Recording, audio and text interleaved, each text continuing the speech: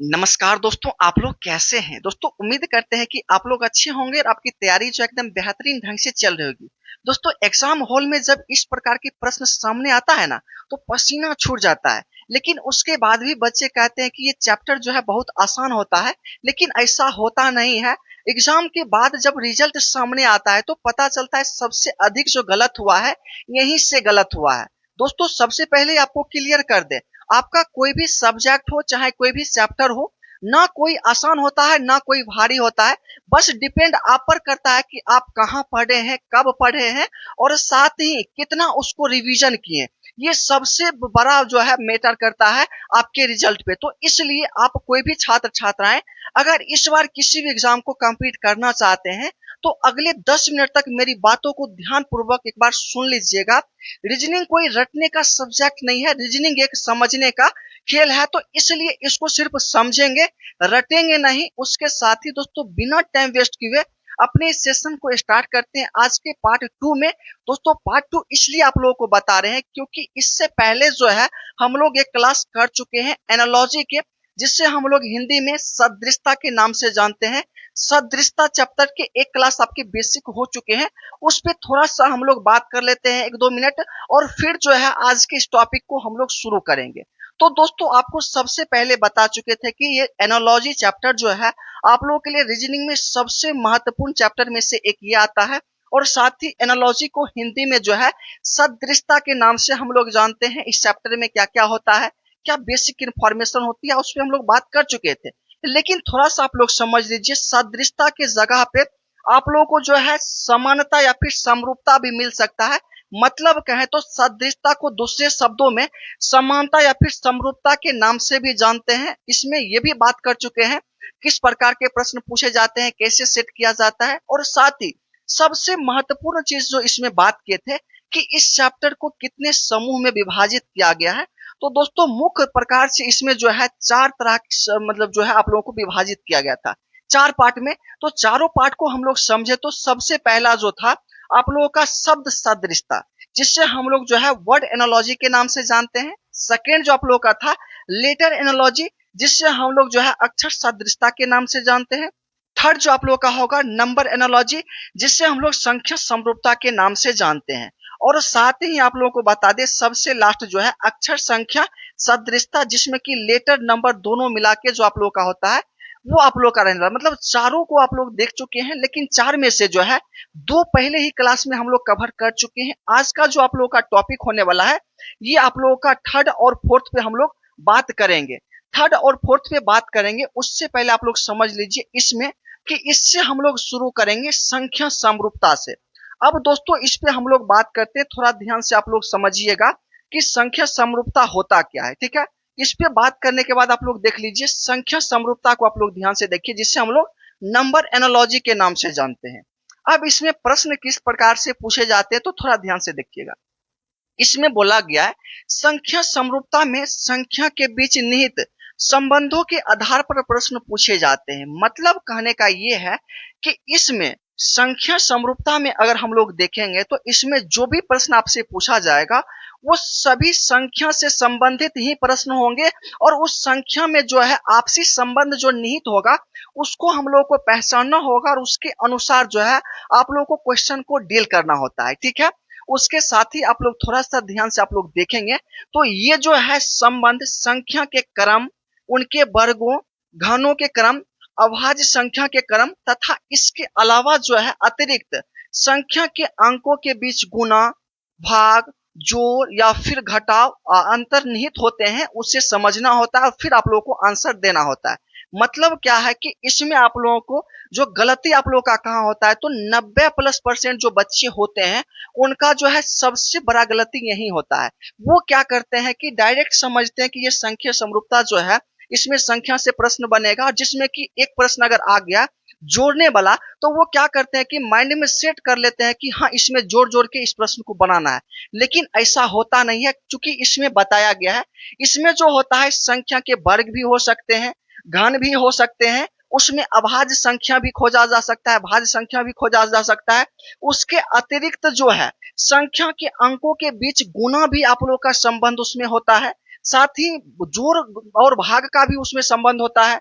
इसमें देखेंगे तो घटाव का भी संबंध होता है। मतलब इन सभी को आपके दिमाग में एकदम सेट करके रखना है कि ये प्रश्न जब संख्या से संबंधित आएगा तो हम लोगों को जो है ये सभी पॉइंट को याद रखना है कि उसमें घन भी हो सकता है, स्क्वायर भी हो सकता है, अभाज्य संख्या भी हो सकते हैं, गुना भाग भी हो सकता है, जोड़ घटाव भी हो सकता है। तो इन सभी रूल को हम लोग फॉलो करेंगे तब आप लोग का प्रश्न बनता है।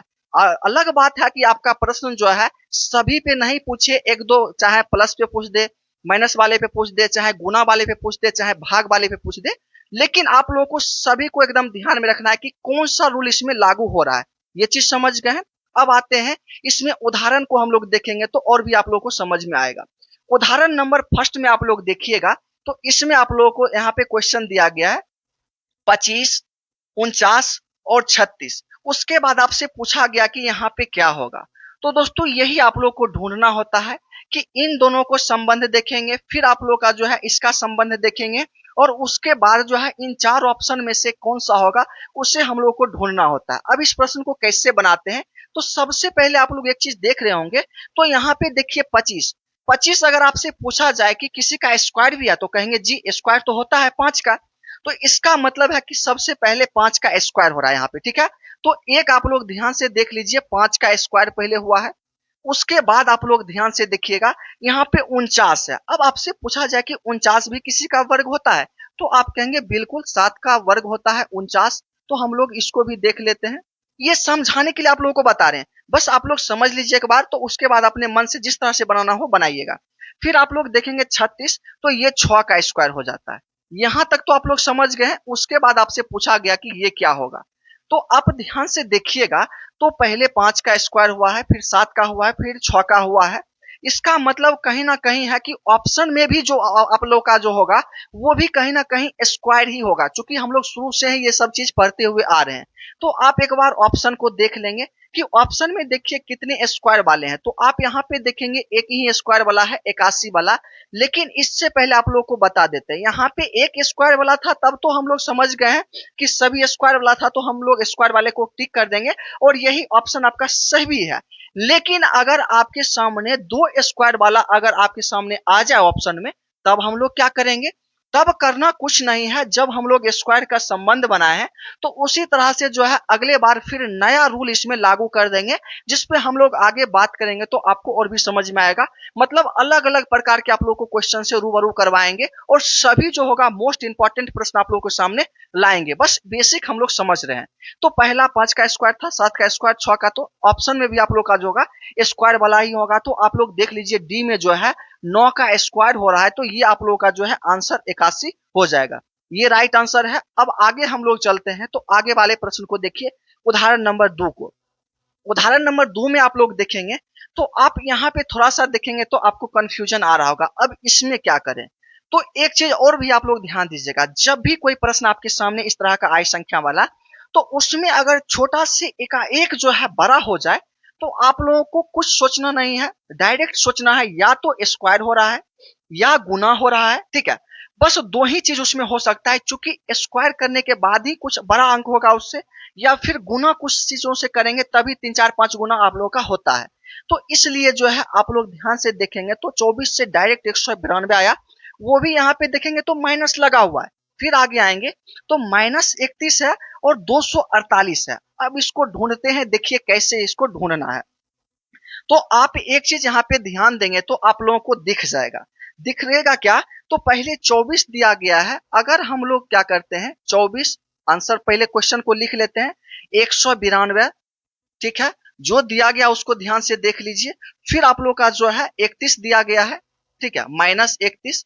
और फिर जो है आप लोगों को 31 के बाद जो है 248 दिया गया है, 248 लिख लेंगे। और फिर जो है आप लोगों का 248 के बाद -18 दिया गया है, ठीक है। और उसके बाद आपसे पूछा गया है कि ये क्या होगा। अब इसको ढूंढते हैं। तो दोस्तों पहले क्या करेंगे, तो आपको क्या बताएं कि गुना करके पहले देखेंगे या फिर आप लोग जो है भाग करके देखेंगे। तो हम गुना करने से पहले भाग करके देखते हैं कि 192 24 से कट रहा है। तो आप कहेंगे बिल्कुल कटेगा सर, 24 से क्यों नहीं कटेगा। 24 में अगर हम लोग 8 से गुना करेंगे तो आप लोग देखिए तो 8 चौक 32, बचा 3, 8 दूनी 16, 3 19। मतलब 8 बार में जो है डायरेक्ट ये कट रहा है 192। तो ये तो 8 बार में डायरेक्ट कट ही गया, तो ये तो आप लोगों का डायरेक्ट हो रहा है कहीं ना कहीं कि 28 से अगर हम लोग गुना इसमें सॉरी 8 से, तो ये 192 आप लोगों का आ जाएगा। लेकिन मेटर फंसता कहाँ पे है? तो फंसता यहाँ पे है कि आप लोग जो है 8 से तो गुना कर देंगे, लेकिन यहाँ पे माइनस आ रहा है जी। तो आपको करना क्या है कि डायरेक्ट हम लोग इसमें -8 से गुना कर देंगे, ठीक है। -8 से गुना इसमें करेंगे तो आप लोग का जो है आंसर यहाँ पे ये नेक्स्ट वाला आ जाता है, ठीक है। गुना करेंगे -8 से, तो यहाँ पे ये आ गया। अब आइए 31 को देखते हैं। 31 में कितना से गुना करें कि ये 248 आ जाएगा, और यहाँ पे प्लस में ये है, तो प्लस में लाने के लिए आप लोग फिर से देख लीजिए करना क्या है आप लोगों को। तो वही चीज करना है। अगर 31 में हम लोग 8 से गुना करें तो देखिए 8 एकम 8 और 8 तिया 24, यहाँ पे देखिए तो 248 आ रहा है। तो बिल्कुल एग्जैक्ट आप लोग का जो है, अगर -31 में माइनस जो है आप लोग 8 से गुना कर देंगे अगर, तो यहाँ पे देखिए आप लोग का क्या आता है 248 यहाँ पे आ जाएगा। ये चीज आप लोग समझ गए हैं। अब आगे आते हैं। अब आगे भी देखेंगे तो यहाँ पे जब हम लोग -8 से पीछे से गुना करते हुए आ रहे हैं, तो आगे जब दिया गया तो इसका निकालने के लिए हम लोग अपने मन से क्या करेंगे, क्योंकि पहले से ही संबंध बनाते हुए आ रहे हैं, तो इसमें भी वही चीज करके देखेंगे। -18 में, ठीक है, माइनस अगर 8 से गुना किया जाए तो क्या हो जाएगा, तो 18 अठे 44 से होता है, तो मतलब 144। तो इसका राइट आंसर जो होना चाहिए 144। हम ऑप्शन में देखेंगे, अगर 144 मिला तो ठीक है, अन्यथा दूसरा रूल को अपनाएंगे। तो आप देखिए तो कहीं ना कहीं 144 आप लोगों को दिख रहा होगा ऑप्शन नंबर 1 में। देखिए ये राइट आंसर आप लोगों का आ गया। तो इस तरह से जो है क्वेश्चन को आप लोगों को टारगेट करना है, देखना है कि क्या आपका इसमें रूल लागू हो रहा है। देखिए इतना समय आप लोगों को जो है समझाने के लिए लगाए हैं, जो समझ जाते हैं थोड़ा सा वीडियो को स्किप करके भी आप लोग आगे बढ़ सकते हैं। आगे हम लोग चलते हैं उदाहरण नंबर 3 पे। अब उदाहरण नंबर 3 को हम लोग समझेंगे। उदाहरण नंबर 3 को समझने के लिए आप लोग ध्यान से देखिएगा, ये कितना मजेदार प्रश्न है। और ये प्रश्न जो है आपका हर एग्जाम में, आप किसी भी एग्जाम को दे रहे हैं उसमें जरूर पूछा जाता है ये प्रश्न। बोला इसमें गया है पहले 11 5 29, फिर 72 1 35, फिर आप लोगों का 15 29 43, और फिर आप लोगों का ये पूछ दिया गया ये आंसर आप लोगों का क्या होगा। तो इसमें एक चीज आप लोग ध्यान देंगे तो बड़ा बड़ा लेटर है, इसमें क्या करें, गुना करें कि भाग करें। तो इस तरह के जब आप लोगों को आ जाए ना 5-6 लेटर का बना हुआ एक संख्या, तो आप लोगों को कुछ करना नहीं है। पहले क्या करना है कि सबसे पहले ये सभी का योग निकाल लेना है। योग निकालने के लिए मतलब एक को एक से जोड़ देंगे, फिर ये दोनों को जोड़ने के बाद मतलब ये सभी को जो है आपस में जोड़ देंगे। पहला को हम लोग देख लेते हैं 11, ठीक है, 1 + 1, फिर आप लोगों का 5 + 2 + 9 था, ठीक है। अब ये इसको हम लोग जोड़ लेंगे। फिर उसके बाद देखेंगे 7 + 2 + 1 + 3 + 5, फिर हम लोग देख लेंगे। उसके बाद आगे आते हैं 15। तो यहाँ पे देखिए 1 + 5 + 2 + 9 + 4 + 3 बराबर ये निकाल लेंगे। उसके बाद आपसे पूछा गया कि इसका आंसर क्या होगा, यही तो आपसे पूछा गया। अब थोड़ा सा ध्यान दीजिएगा, देखिए 11 5 29 था, 11 5 29 हम लोग सभी को आपस में जोड़ना शुरू कर रहे हैं। उसके बाद 72 1 35 था, 72 1 35 को हम लोग आगे लिख लिए और सबको जोड़ रहे हैं। एक में एक जोड़ेंगे 2 आएगा, और 2 में 5 जोड़ेंगे तो 7 होगा, 7 में 2 जोड़ेंगे तो 9 होगा, और 9 दूनी 18 हो जाता है। तो यहाँ पे 18 आप लोगों का टोटल जोड़ के हो जाता है। उसके बाद आएंगे तो 7 + 2 9 1 10 3 13 5 18, मतलब ये भी आप लोगों का 18 आ गया। अब कहने का ये मतलब है कि पहला वाला का जोड़कर सभी लेटर को अगला आ गया है, तो इसका भी जोड़ के कहीं ना कहीं अगला आएगा। चूंकि आप लोगों को बता ही रहे हैं कि ये दोनों का संबंध मिलने के बाद वही संबंध जो है अगले वाले में भी होगा। तो हम लोग क्या करेंगे, इसको सिंपली जोड़ लेंगे। तो 5 1 6 2 8 8 9 17 17 3 20 4 24, मतलब इन सभी का जो जोड़ होता है 24 आता है। अब देखेंगे कि ऑप्शन में 24 जिसमें जोड़ के ऑप्शन में आ जाएगा वो आप लोग का राइट आंसर हो जाएगा। तो आप एक एक करके इसमें भी जोड़ लीजिए। जैसे 2 3 5 4 9 4 13 8 21, ये नहीं होगा आपका, ये गलत हो गया। आगे आते हैं 6 2 8 4 12 12 1 13 5 18, ये भी आप लोग का गलत हो जाएगा। आगे आते हैं 2 1 3 3 6 5 11 4 15 9 24, मतलब ये कहीं ना कहीं 24 आप लोगों का पूर्ण रहा है, जो कि यहाँ पे भी जोड़ने के बाद 24 आप लोगों का आ रहा था। इसका मतलब जो है राइट आंसर जो आप लोग का सी हो जाएगा। आप डी को भी चेक करना चाहते हैं तो ये 24 आप लोग का नहीं पूरेगा। देखिए 6 1 7 3 10 4 14 4 18, मतलब सभी 18 18 पूर्ण रहे हैं। ये 24 जो है जैसे इसका जोड़ के आया वैसे आप लोगों को 24 जोड़ के ये निकालना है। ऑप्शन नंबर सी आपका राइट आंसर हो जाता है। तो दोस्तों ये आप लोग समझ चुके हैं, इस टाइप को भी आप लोग अच्छी तरीके से समझ ही चुके होंगे। अब हम लोग जो है नेक्स्ट बात करते हैं, इसमें आप लोग का जो रहने वाला है मतलब इसमें अक्षर संख्या सदृशता। मतलब आप अक्षर के बारे में समझ ही गए हैं। अब अक्षर जो है दोनों मिला के अक्षर संख्या सदृशता, जिसे लेटर नंबर एनालॉजी के नाम से जानते हैं। अब इसको समझते हैं कि इसमें आप लोग का प्रश्न किस तरह से आता है और ये होता क्या है। तो ध्यान से देखिएगा, इसमें आप लोगों को बताया गया है अक्षर संख्या सदृशता के प्रश्न में जो है अक्षर और संख्या के बीच एक विशेष संबंध होता है। पहले जोड़े में दिया गया संबंध देखकर उसी प्रकार संबंध दूसरे जोड़े में ढूंढकर आप लोगों को सही उत्तर चुनना होता है। मतलब आप लोग समझ ही चुके होंगे कि आप तो सबसे पहले अक्षर के बारे में समझ ही चुके हैं, अक्षर सदृशता क्या होता है, संख्या सदृशता क्या होता है। तो इसमें आप लोगों को ये बताया गया कि इन दोनों को मिला के आप लोगों का एक प्रश्न बनाया जाएगा जिसमें कि विशेष संबंध दोनों का होगा, और उसी संबंध में जो है दो का जो संबंध होगा तीसरे का अगले से जो संबंध होगा वो आप लोग को निकालना होता है, जिस तरह से पहले प्रश्न को हम लोग निकालते हुए आ रहे हैं। तो इसमें मुख्य रूप से आप लोग समझना चाहें इस पॉइंट को, तो इसमें ये जो प्रश्न आएगा सिर्फ अक्षर और संख्या दोनों मिला के आप लोग का प्रश्न बनेगा। उसमें आप लोग को समझ लेना है कि लेटर नंबर एनालॉजी आप लोगों का रहने वाला है। अब आगे आते हैं, इसमें उदाहरण से समझते हैं, तब आप लोगों को और भी समझ में आएगा। उदाहरण नंबर फर्स्ट में आप लोग देखेंगे तो ध्यान से देखिएगा और समझिएगा। उदाहरण नंबर फर्स्ट में आप लोग देखिए तो इसमें स्टार लिखा गया है और फिर आप लोग का जो है डॉट डॉट करके ये जो है अक्षर आप लोगों का लिख दिया गया। अब देखिए इसमें प्रश्न को कैसे हम लोग बनाएंगे।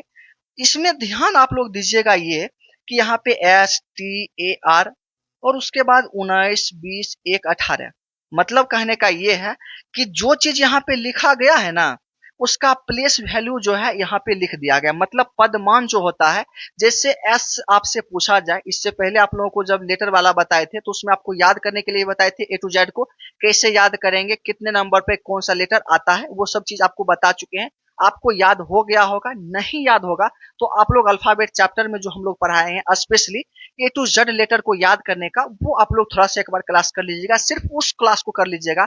अगर आपको पूरा करना होगा तो प्लेलिस्ट बना हुआ है, आप लोग जाके वहां से प्लेलिस्ट में पूरा क्लास को कर सकते हैं। जैसे कि एस जो आता है 19 पे आता है, तो यहाँ पे देखेंगे तो सबसे पहले 19 आ गया है। उसके बाद आपसे पूछा जाए टी कितना पे आता है तो आप कहेंगे 20 पे आता है, तो आप देखिए यहाँ पे 20 आपका आ गया। उसके बाद आप देख रहे हैं ए 1 पे आता है। उसके बाद आर को देखेंगे तो ये 18 पे आता है, तो यहाँ पे देखिए 18 लिखा गया। मतलब आप क्लियर समझ चुके होंगे ये जो लेटर सब लिखा गया इसका प्लेस वैल्यू आगे लिखा गया। अब आते हैं आगे, यहाँ पे MARS लिखा गया है। अब उसका जैसे कि यहाँ का प्लेस वैल्यू लिखा गया था तो आगे भी प्लेस वैल्यू ही लिखा होगा। आप टेस्ट करना चाहते हैं तो कर सकते हैं। जैसे पहले M है तो आप देख लीजिए यहाँ पे 13 दिया गया है, M का प्लेस वैल्यू 13 होता है। वैसे ही A का देखेंगे तो 1 होता है। फिर R आ गया, R का आपको बता चुके हैं 18 होता है, तो आप देखिए 18 यहाँ पे। S आपको बता चुके हैं 19 पे आता है, तो देखिए ये 19 लिखा गया है। मतलब सबका प्लेस वैल्यू आगे लिख दिया गया। तो हम लोग क्या करेंगे, इसका प्लेस वैल्यू निकालना शुरू कर देंगे। तो P 16 पे आता है। फिर आप लोग देखेंगे तो A 1 पे आता है, R 18 पे आता है, K 11 पे आता है। आप लोग देख लीजिए 16 1 18 11 जहां पे होगा वो राइट आंसर आप लोगों का हो जाएगा। तो आप यहाँ पे देखेंगे तो आपका बी में ऑप्शन दिया गया 16 1 18 11, जो कि राइट आंसर आप लोगों का ये हो जाएगा। तो देखिए इस तरह से जो है इस प्रश्न को टारगेट करना है और इस तरह से बनाना है। तो आपको क्या बताए थे कि इसमें जो प्रश्न पूछा जाएगा अक्षर और संख्या दोनों मिला के प्रश्न बनेगा, तो आपको समझ जाना है कि अक्षर संख्या सदृशता आप लोगों का होने वाला है। तो ये इस तरह के जो है प्रश्न इस टाइप में पूछे जाते हैं। सेकेंड उदाहरण देखेंगे तो उदाहरण नंबर 2, इसमें देखिए RUST लिखा गया है। उसके बाद आप लोग देखेंगे तो 9 6 8 7 लिखा गया। अब आपको एक चीज बताए थे कि इसका प्लेस वैल्यू इसमें लिखा गया था, तो आप यहाँ पे फिर आएंगे तो सोचेंगे कि प्लेस वैल्यू वाला बताए थे तो प्लेस वैल्यू नहीं, आपको अलग अलग ध्यान देना है, अलग अलग माइंड लगाना है, क्योंकि इससे पहले भी आपको रिपीट कर चुके हैं। एक रूल पे आप लोग का सभी प्रश्न नहीं बनता है, सबका अलग अलग रूल होता है, जो कि आगे भी हम लोग बात करेंगे। तो सब आप लोग प्रश्न बनाएंगे तो आपका रिवीजन हो जाएगा, तो फिर आप लोग जो है एकदम एक बार में आंसर दे सकते हैं। जैसे आप लोग देखेंगे तो आर यहाँ पर दिया गया, आर आपको कितना पे बताएं तो आप कहेंगे 18 पे, लेकिन 18 के बाद जो है डायरेक्ट यहाँ पे 9 दिया गया। इसका क्या मतलब है, 18 और 9 को अगर हम लोग जोड़ देते हैं तो कितना आएगा, तो आप कहेंगे 27 आता है। इसका कहीं ना कहीं मतलब है, आपको एक पॉइंट बताए थे सबसे पहले क्लास में कि कोई भी लेटर का अगर विपरीत खोजना है तो उन दोनों का योग जो होता है 27 होता है, जो कि आपको पॉइंट बताए थे। आप पहले क्लास को करेंगे तो आपको समझ में आ जाएगा, वहां पे बता चुके हैं। तो कहीं ना कहीं मतलब समझे तो 18, आर का उल्टा जो होता है 9 पे आता है आई, जिसका प्लेस वैल्यू डायरेक्ट लिख दिया गया, मतलब इसका विपरीत का जो है प्लेस वैल्यू आगे लिखा जा रहा है। वैसे भी आगे आए तो 21 पे यू आता है, और 21 का उल्टा क्या होता है, तो आप कहेंगे एफ होता है, जो कि 6 पे आता है। आप देखेंगे तो 6 यहाँ पे लिखा गया है। फिर आपसे पूछा जाए एस कितना पे आता है, तो आप कहेंगे 19 पे आता है, और जिसका उल्टा जो हो जाता है एच होता है, और एच का प्लेस वैल्यू जो होता है 8 होता है, जो आगे देखेंगे तो 8 आप लोगों का लिखा हुआ है। फिर आपसे पूछा जाए टी कितने पे आता है, तो आप कहेंगे 20 पे आता है, और 20 का जो उल्टा आपसे पूछा जाए तो 27 होना चाहिए, जो कि 7 पे आता है जी। ठीक है, जी का प्लेस वैल्यू जो है 7 यहाँ पे आ गया है, ये उल्टा आप लोग का लिख दिया। तो मतलब क्या है कि सभी पिछले वाले का जो है विपरीत का प्लेस वैल्यू डायरेक्ट बैठा दिया गया, तो हम लोग क्या करेंगे, इसका भी विपरीत का प्लेस वैल्यू बैठाना शुरू कर देंगे। तो आप देखिएगा तो डायरेक्ट देखिए कैसे बनाते हैं। 20 का उल्टा प्लेस वैल्यू कितना हो जाएगा, तो 20 दोनों लेटर का जोड़ के 27 पुराना होता है, तो आपका उल्टा ऑटोमेटिक हो जाता है, आपको ट्रिक बताए हैं। तो टी का प्लेस वैल्यू 20 होता है, तो डायरेक्ट यहाँ पे 7 लिख देंगे। फिर आप लोग देखेंगे तो एस 19 पे आता है, तो डायरेक्ट हम 8 लिख देंगे। फिर जो है ये यू जो होता है 21 पे आता है, डायरेक्ट हम लोग क्या करेंगे, तो यहाँ पे 7 लिख देंगे। ठीक है, 21 के बाद सॉरी 7 नहीं लिखेंगे, 21 के बाद जो होगा आप लोगों का 6 जोड़ने के बाद तब 27 होगा। ठीक है, तो यहाँ पे 8 लिखे, 21 के बाद 6 लिखेंगे, 27 हो जाएगा। फिर 18, आर कितने पे आता है, 18 पे आता है, और इसमें आप लोग जो 9 लिख देंगे तो आपका 27 पुर जाएगा। तो आप देखिए तो 78 69 कहाँ पे है, तो 78 69 जो है ऑप्शन नंबर सी में आप लोग को दिख रहा होगा, ये आपका राइट आंसर हो जाता है। तो दोस्तों इस तरह से जो आप लोगों को सही तरीके से समझना होगा प्रश्न को, इसमें पूछा क्या जा रहा है। ठीक है, आगे उदाहरण नंबर 3 में देखते हैं। देखिए अभी बेसिक को हम लोग सिर्फ समझ रहे हैं, उसके बाद आप लोग को क्वेश्चन इतना प्रैक्टिस करवा देंगे तो फिर आप लोग को जो है इस चैप्टर में कभी कंफ्यूजन होगा ही नहीं, सभी प्रश्न जो है आप लोग एक बार में बना पाएंगे। लास्ट प्रश्न आप लोग देखेंगे उदाहरण इसमें, तो इसमें देखिए यहाँ पे सी लिखा गया है और यहाँ पे ई लिखा गया। आपसे अगर पूछा जाए कि सी का प्लेस वैल्यू कितना होता है, तो आप कहेंगे कि 3 होता है, और आपसे पूछा जाए ई का प्लेस वैल्यू, तो आप कहेंगे 5 होता है।